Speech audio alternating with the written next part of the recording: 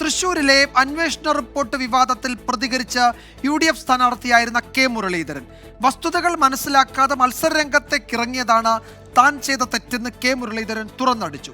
Report പുറത്തായ സംഭവത്തിൽ കോൺഗ്രസ് നേതാവ് അനിൽ അക്കര നിലപാട് തിരുത്തി.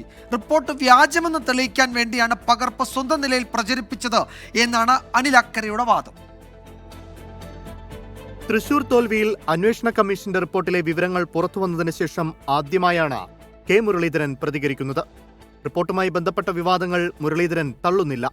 വസ്തുതകൾ മനസ്സിലാക്കാതെ മത്സരിക്കാനിറങ്ങിയതാണ് താൻ ചെയ്ത തെറ്റെന്ന് മുരളീധരൻ. വസ്തുതകൾ മനസ്സിലാക്കാതെ ഒരു സുപ്രഭാതത്തിൽ മത്സരിക്കാൻ പോയതാണ് എനിക്ക് പറ്റിയ തെറ്റ്. അതിന് മറ്റാരെയും തലയിൽ കുറ്റം ചാർത്താൻ ഞാൻ ആഗ്രഹിക്കുന്നില്ല. മാത്രമല്ല, ഇതുവരെയായിട്ട് കഴിഞ്ഞ കുറേ കാലമായിട്ട് ഒരു റിപ്പോർട്ടിന് നടപടി പാർട്ടി സ്വീകരിച്ചിട്ടില്ല. പുറത്തുവന്ന റിപ്പോർട്ട് മാധ്യമ സൃഷ്ടി എന്നാരോപിച്ച് മാധ്യമങ്ങൾക്കെതിരെ പരാതി നൽകിയ അനിൽ അക്കര നിലപാടിൽ മലക്കം മറിഞ്ഞു. റിപ്പോർട്ടിന്റെ പകർപ്പ് മാധ്യമങ്ങൾക്ക് മുന്നേ പുറത്തുവിട്ടത് അനിൽ അക്കരയാണെന്ന വസ്തുത 24 പുറത്തുവിട്ടതിന് പിന്നാലെയാണ് നിലപാട് മാറ്റം. റിപ്പോർട്ട് വ്യാജമെന്ന് ജനങ്ങളെ ബോധ്യപ്പെടുത്താൻ വേണ്ടിയാണ് സ്വന്തം നിലയിൽ റിപ്പോർട്ട് പ്രചരിപ്പിച്ചത്.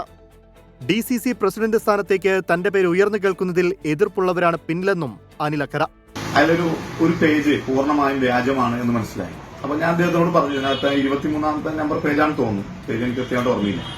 ആ പേജ് വ്യാജമാണ് എന്ന് കൃത്യമായി എനിക്ക് മനസ്സിലാവുകയും അത് ആരോ DTP എടുത്ത് പുതുതായി എനിക്കെതിരെ പടച്ചുണ്ടാക്കിയ ഒരു സാധനമാണ്. അപ്പൊ അതിന്റെ അടിസ്ഥാനത്തിൽ ഞാൻ കേരളത്തിലെ മുഴുവൻ മാധ്യമ പ്രവർത്തകർക്കും ഇത് കിട്ടാൻ വേണ്ടിയും പൊതുസമൂഹത്തിന് കിട്ടാൻ വേണ്ടിയും അപ്പോൾ തന്നെ ഞാനത് സ്ക്രീൻഷോട്ട് എടുത്ത് എന്റെ ഫേസ്ബുക്ക് പേജിനകത്ത് ഞാനത് ലോഡ് ചെയ്തിട്ടുണ്ടായി. തോൽവിയുടെ കാരണം വ്യക്തമാക്കി റിപ്പോർട്ട് പുറത്തുവിടണമെന്ന് LDF സ്ഥാനാർത്ഥിയായിരുന്ന VS സുനിൽകുമാർ.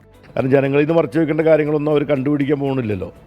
അപ്പോൾ ഈ ഉന്നതരായിട്ടുള്ള നേതാക്കന്മാരുടെ അന്വേഷണത്തിൽ കണ്ടുപിടിക്കപ്പെട്ടിരിക്കുന്ന കാര്യങ്ങൾ എന്താണെന്നുള്ളത് അവർ തന്നെ പുറത്തുവിട്ടാൽ ഈ പ്രശ്നത്തിന് പരിഹാരമായില്ല. റിപ്പോർട്ടിന്റെ ഉറവിടം കണ്ടെത്താൻ കോൺഗ്രസിൽ ആഭ്യന്തര അന്വേഷണം ആരംഭിച്ചു. വിവാദ റിപ്പോർട്ട് അനിൽ അക്കര ഫേസ്ബുക്കിൽ പങ്കുവച്ചതിൽ കോൺഗ്രസിൽ കടുത്ത അതൃപ്തിയുണ്ട്. നിലവിലെ വിശദീകരണം KPCC മുഖവിലയ്ക്കെടുത്തിട്ടുമില്ല. 24 തൃശൂർ.